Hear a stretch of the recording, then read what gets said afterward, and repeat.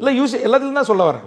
யூசிஸில் மாற்றிட்டாங்க, செனட் உறுப்பினர் எல்லாமே அவங்களே போட்டுக்கலாம், பேராசி அவங்களே போட்டுக்கலான்ட்டாங்க. ஏற்கனவே சிபிஎஸ் பள்ளியில் தமிழ் கிடையாது, படித்திருக்க வேண்டும், அதாவது அவர் அந்த படிக்க வேண்டிய அவசியமே இல்லைன்றாங்களே, அந்த காலத்தை தூக்கி போடுறாங்களே.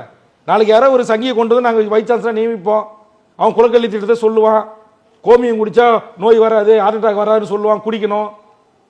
ஏங்க அப்படியேப்பட்டவர்கள் தான் அவங்களுக்கு தேவைப்படுது.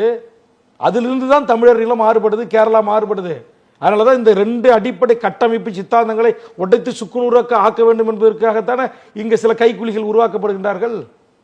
இல்லைன்னா அண்ணாமலை ஒரு ஐபிஎஸ் ஒரு டிஸ்ட்ரிக்ட் எஸ்பியா இருந்தவர் ராஜினாமா பண்ணிட்டு நீ ஒரு தமிழ் ஐபிஎஸ் படிச்சோம் வாயா நான் சொல்ற வேலை நீ செய்யான்னு சொல்லி அனுப்புறாங்கல்ல.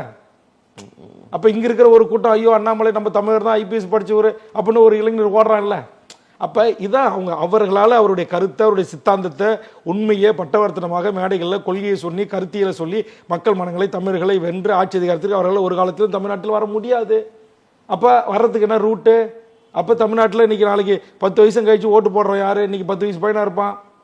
அப்போ ஓட்டு போடக்கூடிய கல்லூரிகள் இருப்பான். அப்போ கல்லூரிகள் எல்லாம் வைஸ் சான்சலர் போடு, ஆர்எஸ்எஸ் போடு, சங்கிகளை போடு, பாடத்திட்டத்தில் மாற்று, யூசிஸில் பாடத்திட்டங்களை மாற்று, இந்து மாற்று.